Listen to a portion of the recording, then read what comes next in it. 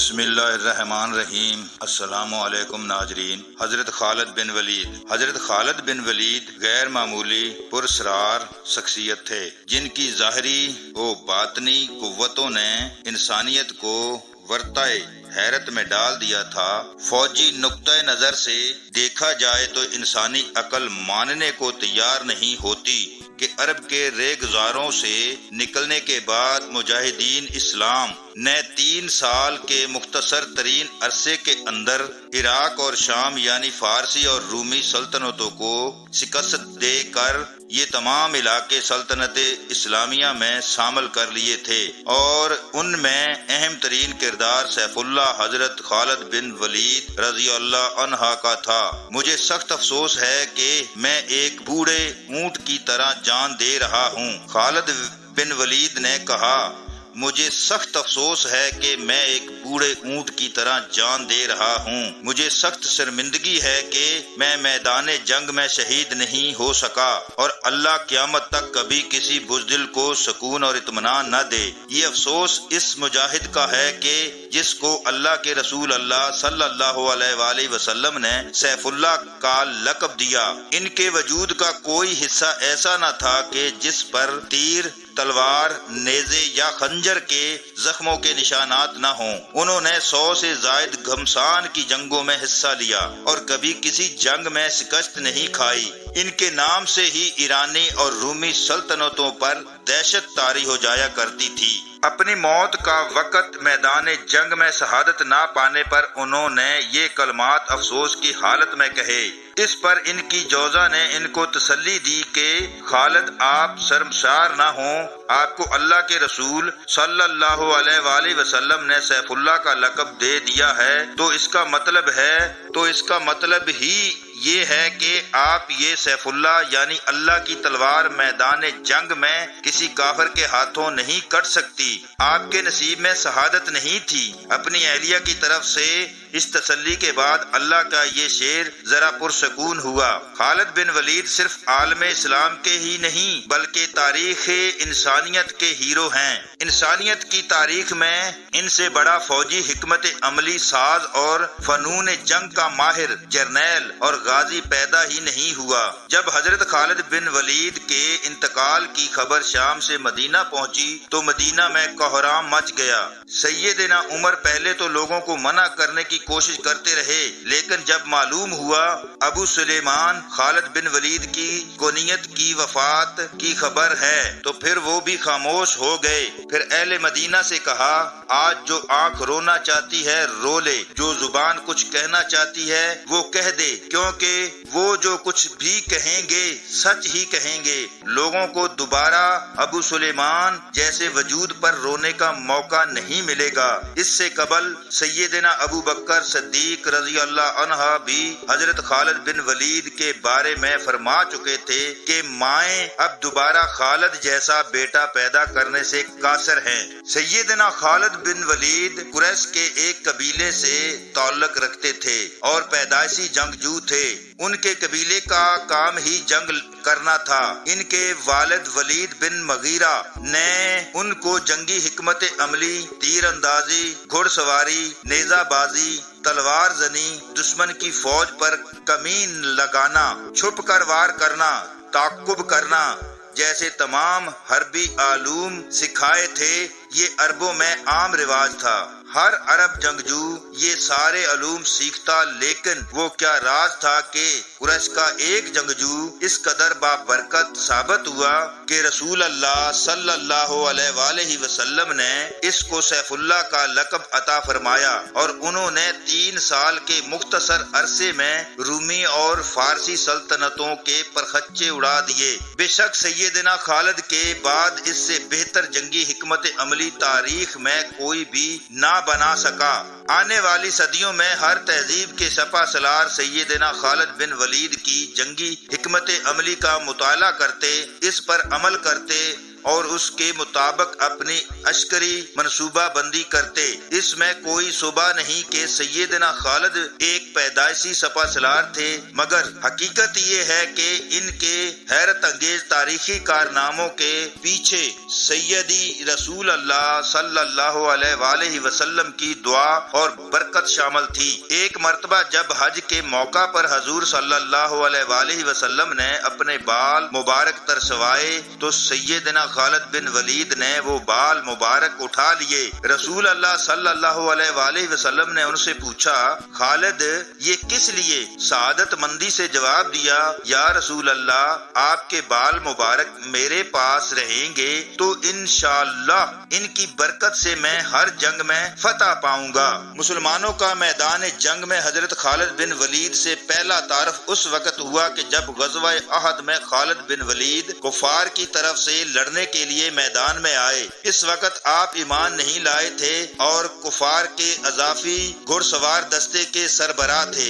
غزوہ احد میں حضور صلی اللہ علیہ وآلہ وسلم نے 50 تیر انداز ایک پہاڑی درے میں متعین فرما دیے اور ان کو حکم دیا کہ جنگ کا جو مرضی نتیجہ نکلے آپ کو اپنی جگہ نہیں چھوڑنی۔ یہ 50 تیر انداز حضور صلی اللہ علیہ وآلہ وسلم نے سیدنا خالد کے گھڑ سوار دستے کو دیکھ کر ہی متعین کیے تھے کہ جو پہاڑ کی ایک جانب سے مسلمانوں پر حملہ آور ہو سکتے تھے۔ غزوہ احد میں جب مسلمانوں کو کامیابی نصیب ہونے لگی اور دشمن پشپا ہونے لگے تو مال غنیمت جمع کرنے کا سلسلہ شروع ہو گیا۔ ان 50 تیر اندازوں میں سے اکثر نے حکم عدولی کی اور جنگ کا پاسا مسلمانوں کے حق میں پلٹتا دیکھ کر اپنا مورچہ چھوڑ دیا اور نیچے اتر آئے۔ خالد کی عقابی نگاہوں نے یہ کمزوری تاڑ لی اور اس سے بھرپور فائدہ اٹھایا۔ کفار کی گھڑ سوار فوج کو موقع مل گیا کہ مسلمانوں پر پشت سے حملہ کر سکیں۔ کفار کی اس حملے کے نتیجے میں کہ جس کی قیادت خالد کر رہے تھے 70 صحابہ اکرام شہید ہوئے۔ یہ مسلمانوں کے لیے ایک بہت شدید چوٹ تھی۔ حضرت خالد بن ولید چونکہ بنیادی طور پر ایک جرنیل تھے، جنگی اور حربی حکمت عملی ان کی رگ رگ میں سمائی ہوئی تھی۔ ان کی اس جوابی کارروائی کے نتیجے میں مسلمانوں کو شدید نقصان پہنچا۔ حضور صلی اللہ علیہ وآلہ وسلم کے دندان مبارک بھی شہید ہوئے۔ مسلمانوں کو احد کی پہاڑی کی طرف واپس جانا پڑا اور اسی افراتفری میں حضرت حمزہ بھی شہید ہو گئے۔ حضرت حمزہ رسول اللہ صلی اللہ علیہ وآلہ وسلم اور خالد بن ولید کے دستے کے درمیان ایک چٹان کی مانند کھڑے ہو گئے۔ یوں انہوں نے مسلمانوں اور حضور صلی اللہ علیہ وآلہ وسلم کو موقع دیا کہ وہ محفوظ مقام یعنی احد کی پہاڑی پر چڑھ سکیں، مگر سیدنا حمزہ حضور صلی اللہ علیہ وآلہ وسلم کو بچاتے ہوئے خود شہادت کے مرتبے پر فائز ہو گئے۔ حضرت خالد بن ولید کے مقبول اسلام سے قبل بھی حضور صلی اللہ علیہ وآلہ وسلم ان کو بہت پسند کرتے تھے۔ جب حضور صلی اللہ علیہ وسلم کے سامنے جناب خالد کی تعریف کی جاتی تھی تو حضور صلی اللہ علیہ وآلہ وسلم فرمایا کرتے کہ یہ خصوصیات جس شخص میں ہوں گی وہ ضرور اسلام قبول کرے گا۔ جس طرح آپ صلی اللہ علیہ وآلہ وسلم نے سیدنا عمر بن خطاب کے بارے میں قبول اسلام کی دعا فرمائی تھی، اسی طرح خالد کے بارے میں بھی حضور صلی اللہ علیہ وآلہ وسلم کی خواہش تھی کہ وہ اسلام قبول کر لیں، کیونکہ ان صلاحیتوں کے حامل مجاہد جنگجو اور جاباز کی اسلام کو اسد ضرورت تھی۔ آخر یہی ہوا کہ 8 ہجری میں فتح مکہ سے پہلے حضرت خالد بن ولید، حضرت عمرو بن عاص اور حضرت عثمان بن طلحہ حضور صلی اللہ علیہ وآلہ وسلم کے پاس تشریف لائے اور اسلام قبول کر لیا۔ تب حضور صلی اللہ علیہ وآلہ وسلم نے بہت خوشی کے ساتھ فرمایا کہ اے لوگو، مکہ نے اپنے جگر گوشے تمہارے دامن میں ڈال دیے ہیں۔ قبول اسلام کے بعد سیدنا خالد پر حضور صلی اللہ علیہ وآلہ وسلم کی خاص نگاہ کرم فرمائی اور آپ کو سیف اللہ کا خطاب عطا فرمایا۔ یہ صرف ایک خطاب ہی نہیں تھا بلکہ اس کے ساتھ دنیا و مافیا کی تمام روحانی اور باطنی قوتیں بھی اس سپہ سالار کو عطا کر دی گئی تھی۔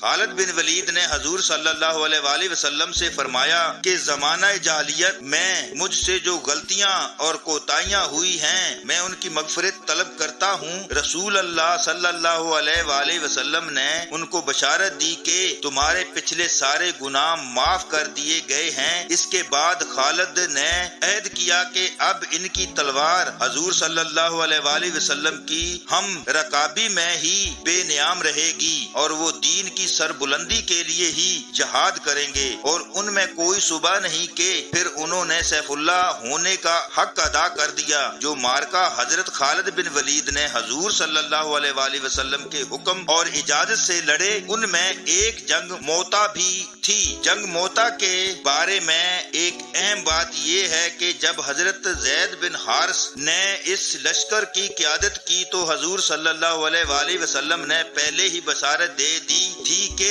اگر زید شہید ہو جائیں تو جعفر علم سنبھال لیں، اور اگر جعفر بھی شہید ہو جائیں تو پھر عبداللہ بن رواحہ ان کی جگہ پرچم اٹھا لیں، اور اگر وہ بھی شہید ہو جائیں تو پھر مسلمانوں جس کو چاہیں اپنا امیر منتخب کر لیں۔ اور پھر میدان جنگ میں اس طرح ہی ہوا۔ حضرت زید اور حضرت جعفر کی شہادت کے بعد بالآخر سیدنا خالد نے مسلمان فوج کی قیادت سنبھالی۔ ایک انتہائی مشکل صورتحال میں ہونے کے باوجود فوج کو بحفاظت دشمن کے نرخے سے نکالا۔ جنگ موتا میں ہی پہلی مرتبہ سیدنا خالد بن ولید اسلامی لشکر کے سپاہ سالار کے طور پر ابھرے۔ فتح مکہ کے موقع پر کہ جب حضور صلی اللہ علیہ وآلہ وسلم لشکر لے کر مکہ کی جانب روانہ ہوئے تو تمام صحابہ آپ کے ہمراہ تھے۔ سیدنا خالد بن ولید کو بھی ایک لڑاکا دستہ دیا گیا۔ جب مسلمان فوجیں نوا اطراف سے مکہ میں داخل ہوئی تو 8 اطراف سے تو کفار نے کوئی مزاحمت نہ کی، مگر سیدنا خالد بن ولید کے دستے کی کفار سے شدید جھڑپ ہوئی۔ اس مزاحمت میں کئی کافر مارے گئے۔ اس کے بعد آپ فاتحہ شان سے ذرہ پہنے، سر پر فولادی خود رکھے تلوار تھامے حضور صلی اللہ علیہ وآلہ وسلم کے سامنے سے گزرے تو حضور صلی اللہ علیہ وآلہ وسلم نے صحابہ سے پوچھا کہ یہ کون ہے؟ صحابہ نے تعارف کروایا کہ یہ خالد بن ولید ہیں۔ خالد بن ولید کی صلاحیتوں، جانبازی، دلیری، خود اعتمادی اور آزاد طبیعت کو حضور صلی اللہ علیہ وآلہ وسلم بہت پسند فرماتے تھے۔ ان کی غلطیوں پر کہ جن پر کسی اور صحابی کی سختی سرزنش کی جاتی سیدنا خالد سے درگزر کر لیا جاتا تھا۔ فتح مکہ کے موقع پر حضور صلی اللہ علیہ وآلہ وسلم نے منع فرمایا تھا کہ کوئی جھڑپ نہ ہو۔ اس کے باوجود بھی سیدنا خالد نے کفار سے جھڑپ کی تو آپ سے اس بارے میں سوال کیا گیا تو انہوں نے فرمایا کہ یا رسول اللہ صلی اللہ علیہ وآلہ وسلم، انہوں نے ہم پر حملہ کر کے ہمیں لڑنے پر مجبور کیا۔ اس پر حضور صلی اللہ علیہ وآلہ وسلم نے بات کو بہت پیار سے ٹال دیا کہ جو ہوا سو ہوا، اور سیدنا خالد کی کوئی مزید سرزنش نہیں کی گئی۔ اسی طرح ایک موقع ایسا بھی آیا کہ جب سیدنا خالد کی تلوار سے کچھ ایسے لوگ قتل ہو گئے کہ جن کے بارے میں شک تھا کہ وہ کافر ہیں یا مسلمان۔ جب اس کی اطلاع حضور صلی اللہ علیہ وآلہ وسلم تک پہنچی تو آپ صلی اللہ علیہ وآلہ وسلم کو بہت دکھ ہوا، لیکن پھر بھی سیدنا خالد بن ولید کو کچھ نہیں کہا گیا، اور جو لوگ قتل ہوئے تھے ان کے ورثاء کو اس کی دیت یعنی خون بہا بھجوا دیا گیا۔ حضرت خالد بن ولید کے ساتھ معاملات کرتے وقت بہت احتیاط سے برتاؤ کرنا پڑتا تھا۔ ظاہر ہے کہ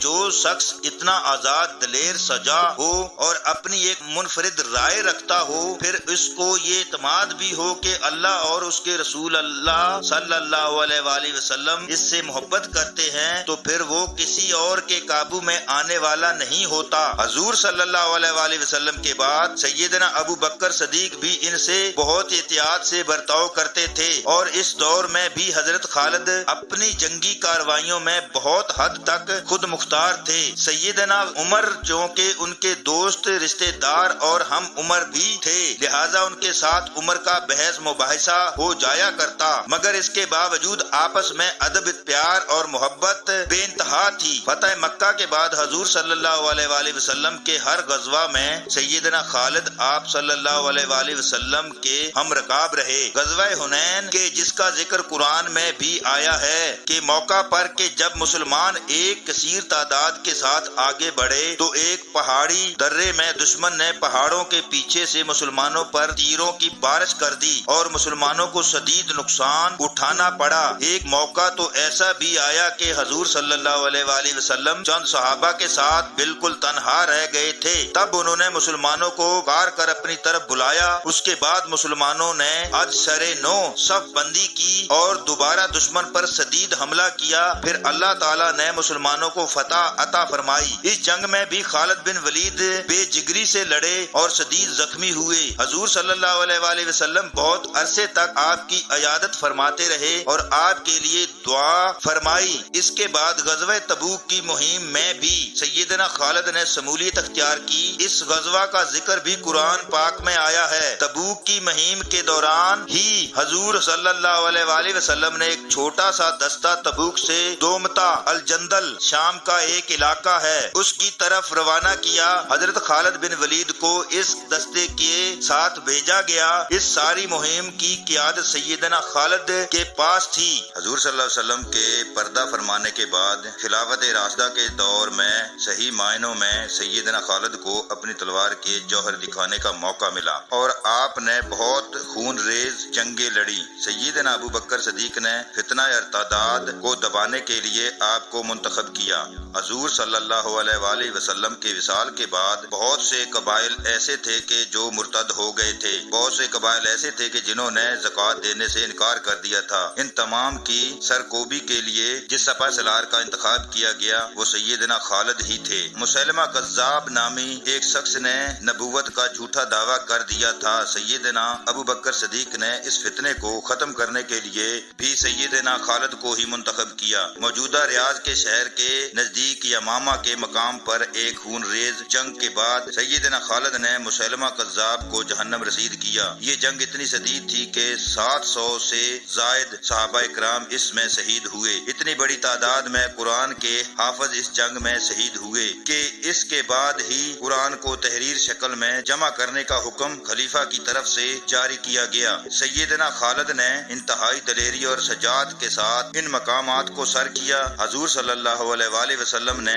سیدنا خالد پر جو نگاہ کرم فرمائی تھی اور اس کے بعد جو کامیابیاں ان کو میدان جنگ میں حاصل ہوئی تھی، اس سے سیدنا خالد کو اتنا اعتماد ہو گیا تھا اب دنیا کی کوئی طاقت ان کے آگے ٹھہر نہ سکتی تھی۔ ان کے یقین کا اندازہ اس بات سے کیجئے کہ جب انہوں نے ایران کے بادشاہ کو خط لکھا اور بہت اعتماد سے اس کو کہا کہ اسلام قبول کر لو یا سرنڈر ہو کر جزیہ دو، ورنہ تمہیں پتہ نہیں کہ کیا چیز تمہارے پاس آنے والی ہے اور کیا چیز تم سے ٹکرائے گی۔ جو لوگ میں تمہاری طرف لے کر آ رہا ہوں وہ موت کو اتنا ہی عزیز رکھتے ہیں کہ جتنا تم اپنی زندگی کو۔ اسی طرح ایک باز نتینی سپہ سالار کے جس نے خود کو ایک بہت بڑے مضبوط قلعے میں بند کر لیا تھا، اس کے نام خط میں آپ نے لکھا کہ اگر تم بادلوں میں بھی چھپ جاؤ تو اللہ ہمیں بادلوں میں پہنچا دے گا یا تمہیں ہماری سطح پر لے آئے گا تاکہ ہم میدان جنگ میں تمہارا صفایا کر سکیں۔ یہ تھا ان کا غیر معمولی اعتماد۔ میدان جنگ میں سیدنا خالد بن ولید کو ان کے نعرے سے پہچانا جاتا تھا۔ ان کا جنگی نعرہ یہ تھا، میں غیرت مند جنگجو ہوں، میں اللہ کی تلوار ہوں، میں خالد بن ولید ہوں۔ ان کا یہ اعتماد اور نام ہی دشمن پر دہشت طاری کر دیتا۔ ایک دفعہ ان کے پاس ایک رومی جاسوس قاصد کی شکل میں آیا اور ایک چھوٹا منصوبہ پیش کر کے آپ کو پھنسانے کی کوشش کی۔ خالد بن ولید نے اس کی آنکھوں میں آنکھیں ڈال کر صرف اتنا پوچھا کہ کیا تم سچ کہہ رہے ہو؟ اس شخص کی روح ہی فنا ہو گئی۔ جب مرتدین کی سرکوبی ہو گئی تو اس کے بعد حضرت ابو بکر کی نگاہ ایران اور عراق کی طرف بھی گئی۔ آپ نے اس مہم کے لیے بھی سیدنا خالد کو ہی منتخب کیا۔ مسلمانوں کو یہ بشارت حضور صلی اللہ علیہ وآلہ وسلم کی طرف سے پہلے ہی مل چکی تھی کہ مسلمان ایرانی اور رومی سلطنتوں پر قبضہ کر لیں لیں گے۔ آپ کو شراکہ رضی اللہ عنہا والی حدیث یاد ہوگی، جب حضور صلی اللہ علیہ وآلہ وسلم حضرت ابوبکر صدیق کے ہمراہ مکے سے ہجرت کر کے مدینے کی جانب روانہ ہوئے تو شراکہ رضی اللہ عنہا نے گھوڑے پر ان کا تعاقب کیا تھا۔ اس وقت شراکہ رضی اللہ عنہا کو حضور صلی اللہ علیہ وآلہ وسلم نے بشارت دی تھی کہ ایک وقت آئے گا کہ کشرا کے کنگن تمہارے ہاتھوں میں ہوں گے۔ سیدنا ابو بکر صدیق اس بات کے شاہد تھے۔ حضور صلی اللہ علیہ وآلہ وسلم کی اس حدیث مبارکہ کی تکمیل کا آغاز سیدنا خالد کی اس مہم کے نتیجے میں ہوا۔ اس سے پہلے کہ ہم خالد کی جنگی اور حربی حکمت عملی پر بات کریں، کچھ روشنی حضرت خالد کی نفسیات پر بھی ڈالتے چلے۔ حضرت خالد کو جتنا اعتماد اللہ اور اس کے رسول صلی اللہ علیہ وآلہ وسلم کی روحانی تائید پر تھا، اتنا تو ان کو اپنی جنگی حکمت عملی پر بھی نہ تھا۔ حضرت خالد نے حضور صلی اللہ علیہ وآلہ وسلم کے کچھ بال مبارک اپنی ٹوپی میں سی لیے تھے اور وہ اپنے آہنی خود کے نیچے وہی ٹوپی پہنا کرتے تھے۔ جنگ یرموک میں ایک موقع پر وہ ٹوپی آپ کے سر سے گر گئی تو آپ جنگ کے دوران لاشوں کے بیچ اس کو ڈھونڈتے رہے، مگر رومی فوج کے دباؤ کی وجہ سے پیچھے ہٹنا پڑا۔ حضرت خالد نے مسلمانوں کا ایک دستہ تیار کیا اور دوبارہ حملہ کر کے رومیوں کو پسپا کیا اور اپنی ٹوپی دوبارہ حاصل کی۔ جنگ کے بعد لوگوں نے اعتراض بھی کیا کہ آپ نے ایک ٹوپی کی خاطر کئی مسلمانوں کی جانیں ضائع کروا دیں، تو سیدنا خالد نے فرمایا کہ یہ ٹوپی نہیں بلکہ میری طاقت کا سرچشمہ ہے، کیونکہ اس میں رسول اللہ صلی اللہ علیہ وآلہ وسلم کے بال مبارک پروئے ہوئے ہیں۔ ایک اور واقعہ ہے کہ جنگ شروع ہونے سے پہلے حضرت خالد کی ایرانی سپہ سالار سے بات چیت ہو رہی تھی۔ اس نے کہا کہ آپ ہم سے کیوں لڑتے ہیں؟ ہماری تلواروں میں تو ایسا زہر لگا ہوا ہے کہ جو جسم کو چھو بھی جائے تو اسے گلا کر خراب کر دے گا۔ سیدنا خالد نے وہ زہر کی شیشی لی اور بسم اللہ الذی لا یضر والی دعا پڑھ کر اسے پی گئے اور آپ کو کچھ بھی نہ ہوا، کیونکہ آپ کو کامل یقین تھا کہ جو کام اللہ نے آپ سے لینا ہے وہ ہر حال میں لیا جائے گا۔ اللہ کی تلوار کافروں کے ہاتھوں نہیں ٹوٹے گی۔ پھر آپ کے ساتھ رسول اللہ صلی اللہ علیہ وآلہ وسلم کے بال مبارک کی برکت بھی تھی کہ جنہیں آپ ہر وقت اپنے وجود کے ساتھ جوڑ کر رکھتے تھے۔ ایک بار حضرت خالد کو کسی معاملے میں تکلیف بھی اٹھانا پڑی۔ آپ نے اس کی دلیل بھی یہی دی کہ آج یہ تکلیف مجھے اس لیے ہوئی ہے کہ رسول اللہ صلی اللہ علیہ وآلہ وسلم کے بال مبارک میرے سر پر نہیں ہیں۔ یہ بات بالکل واضح ہے کہ جو جنگی حکمت عملی اور منصوبہ بندی سیدنا خالد کرتے تھے، اس میں پختگی اور یقین اور اعتماد کی وجہ سے ہی تھی کہ جو روحانی طور پر ان کو دیا گیا تھا۔ اس نقطے کو سمجھنا بہت اہم ہے۔ مادی دنیا سے متعلق حکمت عملی بنانے میں جب روحانی عوامل شامل ہو جاتے ہیں تو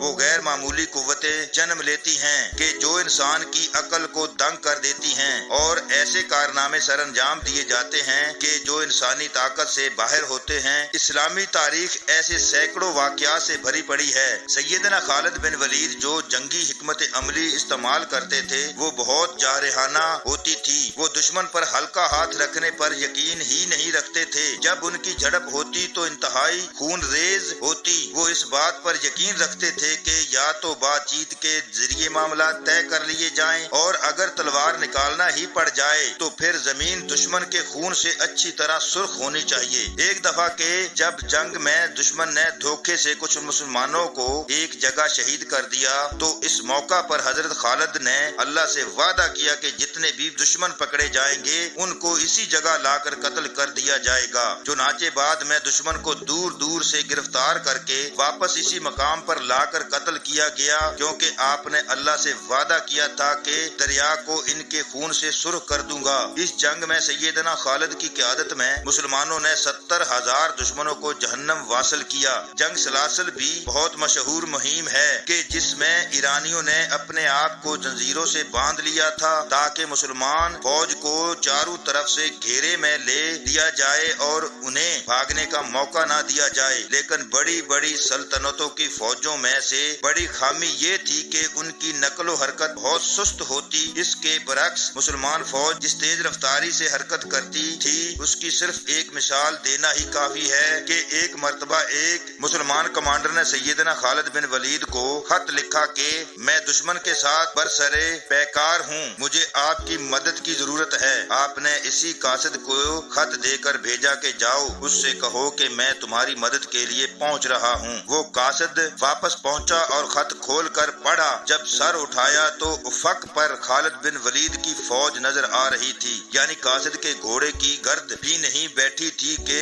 آپ مدد کے لیے پہنچ چکے تھے۔ اگر آپ خالد کے دستے یا فوج کے سپاہی ہیں تو آرام آپ کے لیے نہیں ہے۔ آپ کسی گاؤں یا شہر پر حملہ کرنے کے لیے جاتے اور دشمن اپنی فوجیں اس طرف لے کر جاتا تو آپ رخ تبدیل کر کے اس شہر پر حملہ کر دیتے کہ جو خالی ہوتا۔ پھر دشمن کی فوج کے لیے یہ ممکن ہی نہ رہتا کہ اتنی تیزی سے حرکت کر سکیں۔ آج کل بھی فوج کی تیز نقل و حرکت جنگ میں بہت فیصلہ کن کردار ادا کرتی ہیں۔ حضرت خالد بن ولید جب جنگ میں جاتے تو دشمن کو بالکل کچل کر رکھ دیتے، کسی دشمن کو اس قابل ہی نہ چھوڑتے کہ وہ دوسری فوج کے ساتھ مل کر دوبارہ ان کے خلاف کوئی مزاحمت کر سکے۔ جاسوسی کا نظام ایسا تھا کہ پورے عراق میں دشمن کی کوئی بھی حرکت ہوتی تو سیدنا خالد کو اس کی اطلاع پیشگی پہنچ جاتی۔ رصد کا نظام ایسا تھا کہ پورے ملک میں جہاں بھی مسلمان فوج حرکت کرتی وہاں رصد کی کوئی کمی نہ رہتی۔ حضرت خالد کی طرف سے ہمیشہ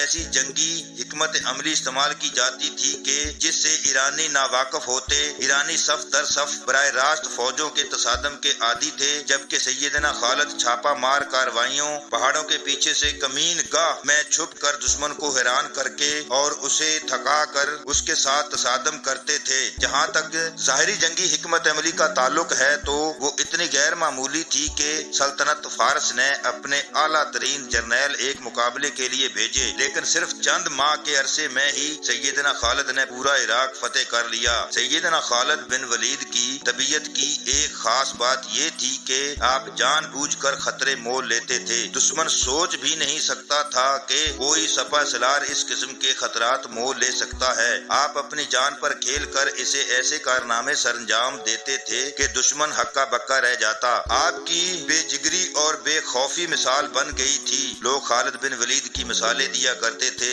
کہ اگر دلیری کی آخری حد دیکھنی ہے تو سیف اللہ کو دیکھو۔ جنگ یرموک کے موقع پر کہ جب 60,000 غسانی عیسائیوں کا لشکر مسلمانوں کے لیے درد سر بنا ہوا تھا تو آپ اس معاملے سے نپٹنے کے لیے جنگی شورا کا اجلاس بیٹھا۔ اس میں سیدنا خالد نے یہ تجویز پیش کی کہ دشمن کو پریشان کرنے اور شکست دینے کے لیے میں 30 مجاہد کے ہمراہ براہ راست ان پر حملہ کروں گا۔ بظاہر یہ جنون لگے گا کہ 60,000 کے لشکر کے لیے آپ 30 مجاہدوں کے ساتھ حملہ کرنے کا منصوبہ بنا رہے ہیں، لیکن جب شورا میں موجود دیگر سالاروں کا جواب اس سے بھی زیادہ حیران کن تھا۔ اس تجویز کے جواب میں پوری جنگی شورا نے متفقہ طور پر یہ فیصلہ کیا کہ خالد کا فیصلہ دانشمندانہ نہیں ہے، لہٰذا 30 کی بجائے 60 مجاہدین بھیجنے چاہیے۔ اس کے بعد تاریخ نے یہ نظارہ بھی دیکھا کہ خالد 59 دیگر مجاہدین کے ساتھ 60,000 کے لشکر پر ٹوٹ پڑے اور انہیں ناکوں چنے چبوا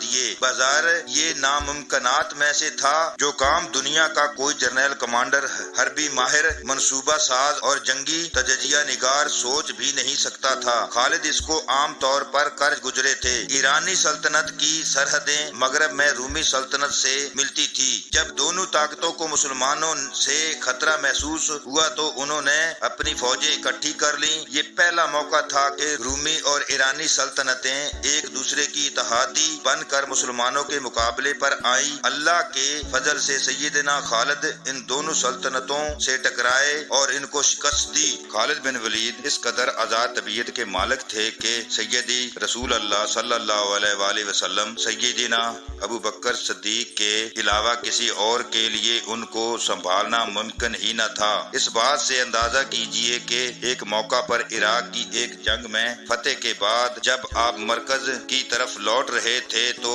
حج کا موقع آ گیا۔ سیدنا خالد نے حج کرنے کا فیصلہ کر لیا۔ اس میں بہت خطرہ تھا کیونکہ مسلمان فوجیں، رومی اور ایرانی فوجیں، اس میں بہت خطرہ تھا کیونکہ مسلمان فوجیں رومی اور ایرانی فوجوں سے عراق میں برسر پیکار تھیں اور سپہ سالار ان سے دور ہونا خطرناک ہو سکتا تھا۔ سیدنا ابو بکر اس اس وقت خلیفہ تھے اور سیدنا خالد نے ان سے حج کی اجازت بھی نہیں لی تھی، لیکن خالد خطرات مول لینے والے شخص تھے۔ انہوں نے پورے لشکر کو ہیرا کی طرف روانہ کیا اور بغیر کسی کو بتائے چند ساتھیوں کے ہمراہ انتہائی خاموشی اور سرعت سے مکہ پہنچ گئے اور حج ادا کیا۔ آپ نے اپنے تئیں بہت رازداری سے یہ حج کیا اور مسلمان لشکر کو بھی پتہ نہ چلا کہ خالد چند روز کے لیے غائب ہیں۔ آپ خاموشی سے حج کے لیے گئے بھی اور واپس بھی لوٹ آئے، لیکن جب اپنے لشکر میں واپس پہنچے تو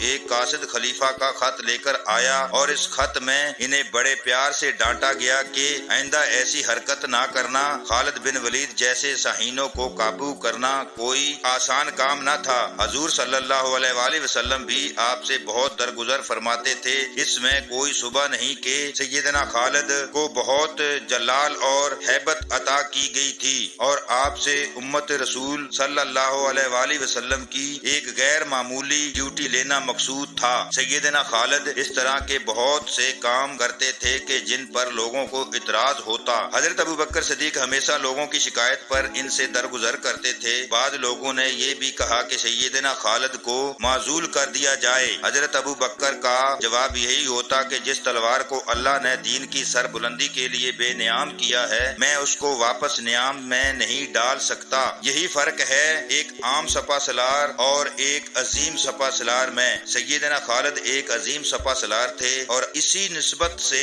سیدی رسول اللہ صلی اللہ علیہ وآلہ وسلم اور سیدنا ابوبکر ان کا خاص لحاظ بھی کرتے۔ فتح عراق کی خوشخبری جب سیدنا ابوبکر تک مدینے میں پہنچی تو آپ نے مدینہ میں اعلان کروایا کہ مبارک ہو تمہارے شیر نے ایرانی شیر کو زیر کر لیا ہے، مائیں قیامت تک خالد جیسا بیٹا پیدا نہیں کر سکتی۔ یہ وہ وقت تھا کہ جب حضرت ابوبکر نے شام میں بھی مہم جوئی شروع کر دی تھی۔ مسلمان دوستوں کو یہ حکم تھا کہ صرف جاسوسی کریں، زیادہ آگے تک نہ جائیں اور جہاں تک ممکن ہو تصادم سے گریز کریں۔ لیکن جب حضرت خالد کے کارناموں کی خبر مسلمانوں کو پہنچی تو قدرتی طور پر شام میں مسلمان کمانڈروں میں بھی کوئی مارکا سر انجام دینے کا ولولہ پیدا ہوا۔ نتیجہ یہ ہوا کہ مسلمانوں کے وہ دستے جو شام گئے تھے رومیوں کے گھیرے میں آ گئے۔ شام اس وقت بازنطینی سلطنت کا صوبہ تھا کہ جس کا مرکز قسطنطنیہ تھا۔ حضور صلی اللہ علیہ وآلہ وسلم قسطنطنیہ کی فتح کی بشارت بھی دے چکے تھے۔ آپ صلی اللہ علیہ وآلہ وسلم کے مطابق جو فوج اس کو فتح کرے گی وہ جنت میں جائے گی اور جو امیر اس کو فتح کرے گا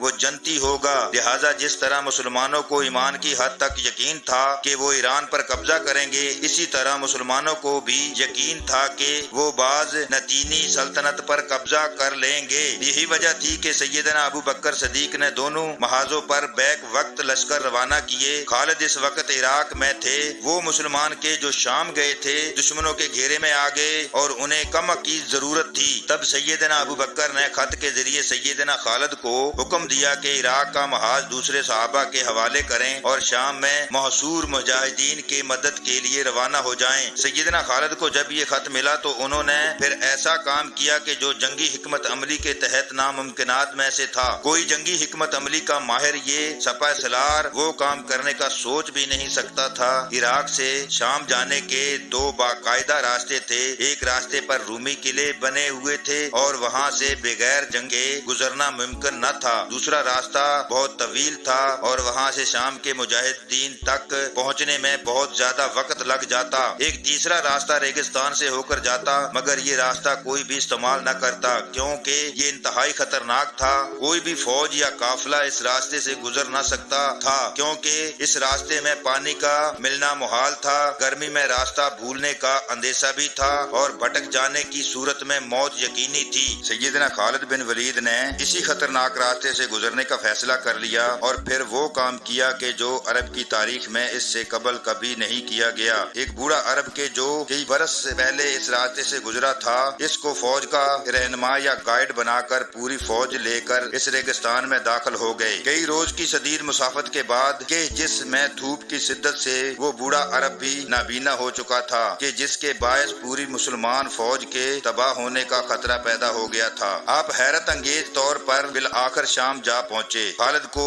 ایمان کی حد تک یقین تھا کہ یہ ریگستان ان کا راستہ نہیں روک سکے گا۔ تھا۔ سیدنا خالد کے پرچم پر عقاب بنا ہوا تھا۔ وہ شام میں جب داخل ہوئے تو جس وادی سے گزر کر گئے وہاں اپنا پرچم نصب کر گئے۔ آج تک اس وادی کو سنیت العقاب کہا جاتا ہے، یعنی عقاب والی پہاڑیاں۔ سیدنا خالد کے انتقال کے کئی سو سال بعد تک بھی وہ پرچم وہاں نصب رہا۔ عباسی خلیفہ معتصم جب اس علاقے سے گزرا تو کسی نے اس کو وہ جھنڈا دکھایا کہ جو قلعے پر لگا ہوا تھا۔ اس کو بتایا گیا کہ یہ وہ جھنڈا ہے کہ جو خالد نے اپنے ہاتھ سے لگایا تھا۔ تو خلیفہ اسی جگہ پر اترا، اس جھنڈے کو بوسہ دیا اور اپنی تمام فوج کو حکم دیا کہ جو کوئی بھی اس علاقے سے گزرے اس جھنڈے کے احترام میں با ادب پیدل گزرے۔ اس کے بعد جب مسلمانوں کا زوال ہوا تو وہ جھنڈا بھی اپنی جگہ سے اکھڑ گیا۔ یہ خالد بن ولید کا وہ شاندار کارنامہ تھا جو تاریخ اسلام کے اوراق میں صدیوں تک سنہرے حروف سے لکھا گیا۔